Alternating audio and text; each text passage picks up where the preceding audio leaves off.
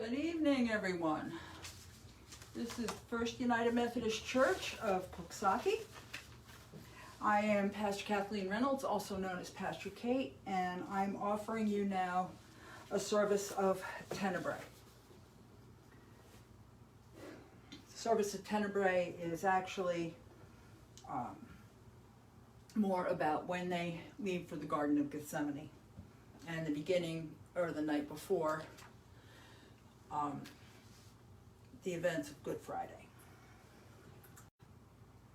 Our opening prayer is, remember me, words that plead for our attention. Remember me, think about me, care about me, don't forget me.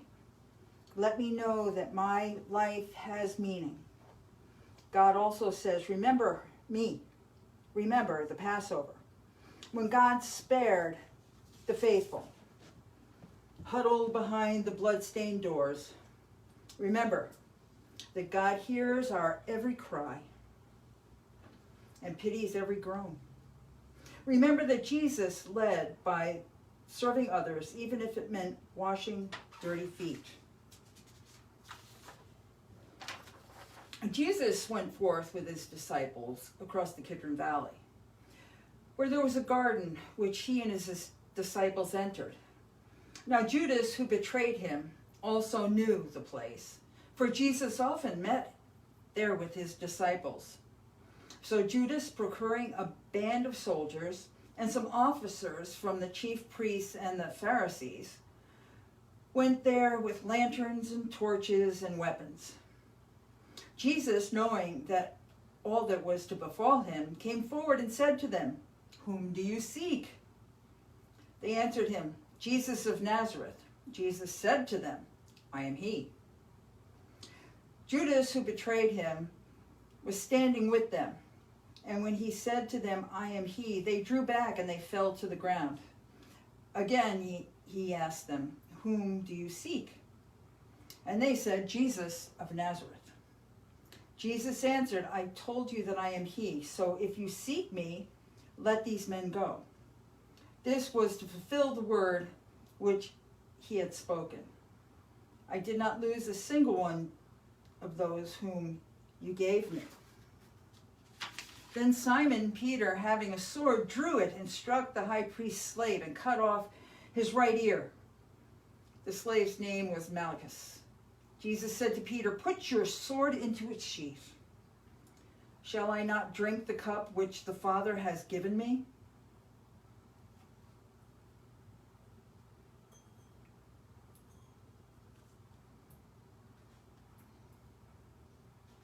So the band of soldiers and their captain and officers of Judean authority seized Jesus and bound him. First they led him to Ananias, for he was the father-in-law of Caiaphas, who was the high priest that year. It was Caiaphas who had given the counsel to the religious authorities that it was expedient that one man should die for the people.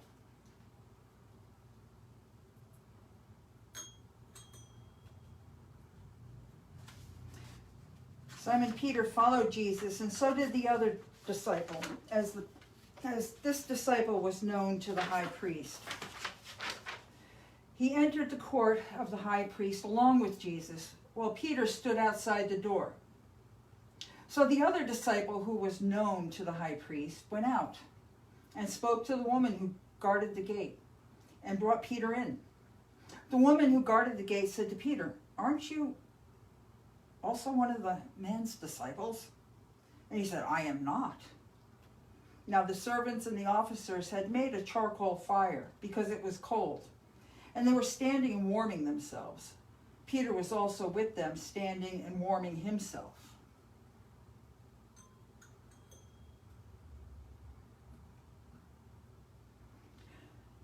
The high priest then questioned Jesus about his disciples and his teachings, and Jesus answered him, "I have spoken openly to the world. I have also taught in the synagogues and in the temple, where all Jewish people come together. I have said nothing secretly. Why do you ask me?" Ask those who have heard me what I have said to them. They know what I said." When he had said this, one of the officers standing by struck Jesus with his hand, saying, It's now you, answer the high priest." Jesus answered him, "If I have spoken wrongly, bear witness to the wrong. But if I have spoken rightly, why do you strike me?" Ananias then sent him bound to Caiaphas, the high priest.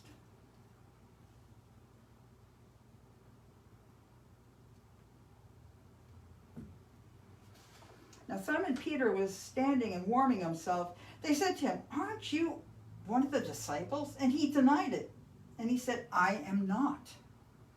One of the servants of the high priest, a kinsman of the house whose ear Peter had cut off, asked, "Did I not see you in the garden with him?" Peter again denied it, and at once the cock crowed.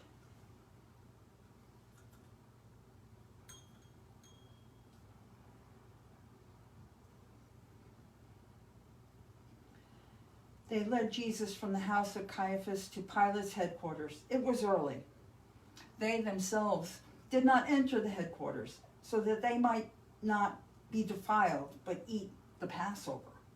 So Pilate went out to them and said, "What accusation do you bring against this man?" They answered him, "If this man were not an evildoer, we would not have handed him over."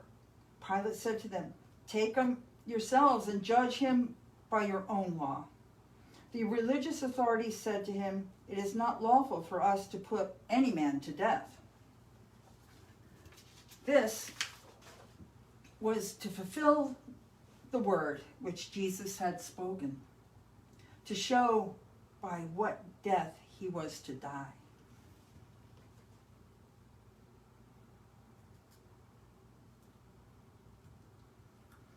Pilate entered the headquarters again and called Jesus and said to him, "Are you king of the Jews?" Jesus answered, "Do you say this of your own accord, or did others say it to you about me?" Pilate answered, "Am I a Jew? Your own nation and your chief priests have handed you over to me. What have you done?" Jesus answered, "My kingship is not of this world. If my kingship were of this world, my servants would fight, that I might not be handed over to the religious authorities. But my kingship is not from this world." Pilate said to him, "So you're a king?" Jesus said, "You say that I'm a king. For this I was born, and for this I have come into the world, to bear witness to the truth. Everyone who is of the truth hears my voice." Pilate said to him, "What is truth?"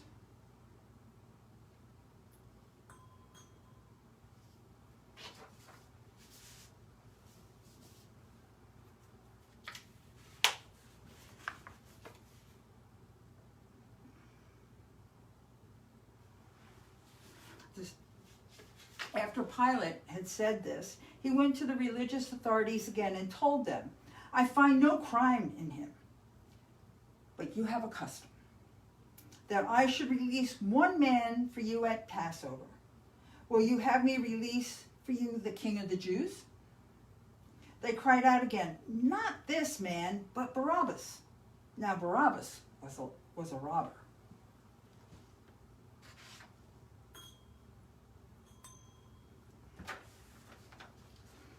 Then Pilate took Jesus and scourged him. And the soldier plaited a crown of thorns and put it on his head, and arrayed him in a purple robe. They came to him, saying, "Hail, King of the Jews!" And they struck him with their hands. Pilate went out again and said to them, "See, I am bringing him out to you, that you may know that I find no crime in him." So Jesus came out wearing the crown of thorns and the purple robe. Pilate said to them, "Behold the man." When the chief priests and the officers saw him, they cried out, "Crucify him! Crucify him!" Pilate said to them, "Take him yourselves and crucify him, for I find no crime in him." The religious authorities answered him, "We have a law, and by that law he ought to die, because he has made himself the Son of God." When Pilate heard these words, he was even more afraid. He entered the headquarters again and said to Jesus, "Where are you from?" But Jesus gave no answer.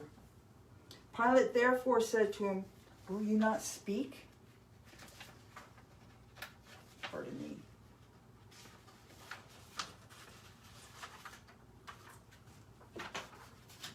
"Do you not know that I have the power to release you and the power to crucify you?" Jesus answered him, "You will have no power over me unless it has been given to you from above. Therefore, he delivered me to you has the greater sin."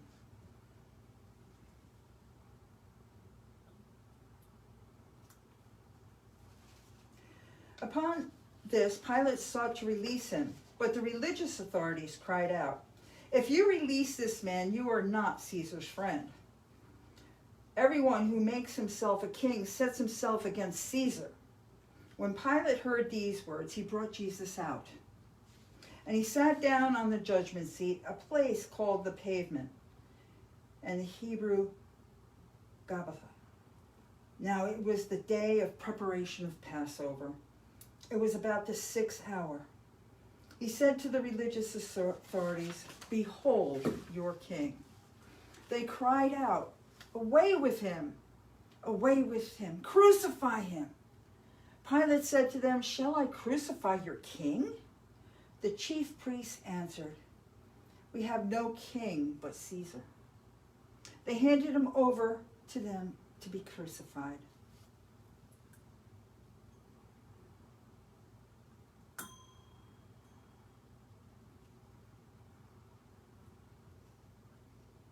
So they took Jesus, and he went out bearing his own cross. They took him to the place of the skull, which is Hebrew for Golgotha, where they crucified him, and with him 2 others, one on either side and Jesus between them.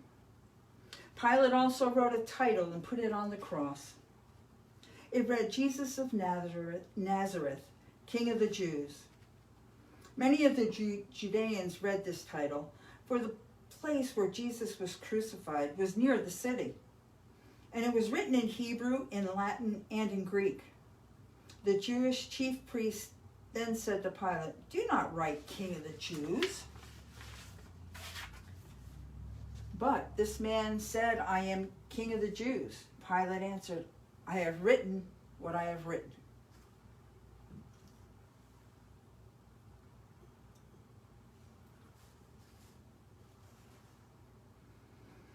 When the soldiers had crucified Jesus, they took his garments and made 4 parts, one for each soldier, also his tunic. But the tunic was without a seam, woven from top to bottom. So they said to one another, "Let us not tear it, but cast lots for it to see whose it shall be." This was to fulfill the scripture. They parted the garments among themselves, and for my clothing they cast lots.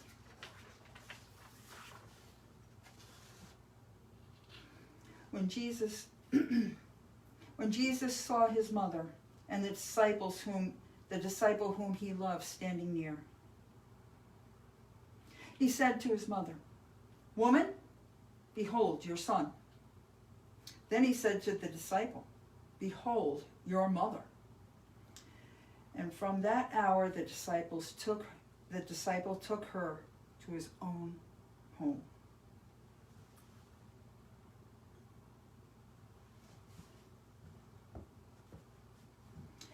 After this, Jesus, knowing that all was now finished, to fulfill the scripture, "I thirst."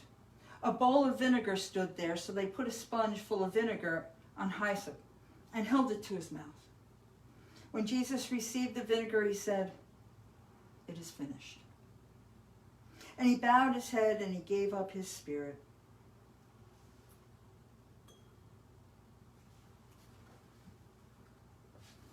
Since it was the day of preparation, in order to prevent the bodies from remaining on the cross, pardon me,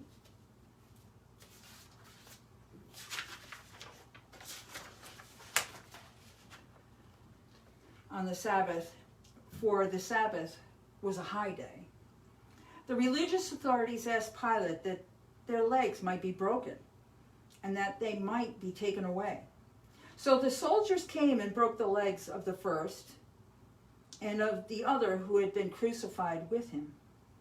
But when they came to Jesus and saw that he was already dead, they did not break his legs. But one of the soldiers pierced his side,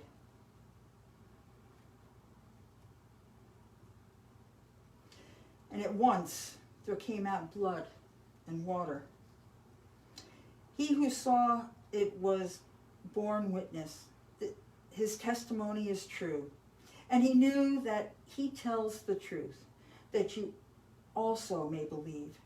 For these things took place that the scripture might be fulfilled. Not a bone of him shall be broken. And again, another scripture says, they took him, they shall look on him whom they have pierced.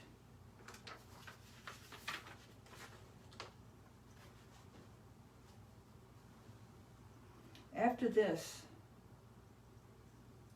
Joseph of Arimathea, who was his disciple, a disciple of Jesus, but secretly for the fear of the religious authorities, asked Pilate that he might take away the body of Jesus, and Pilate gave him leave.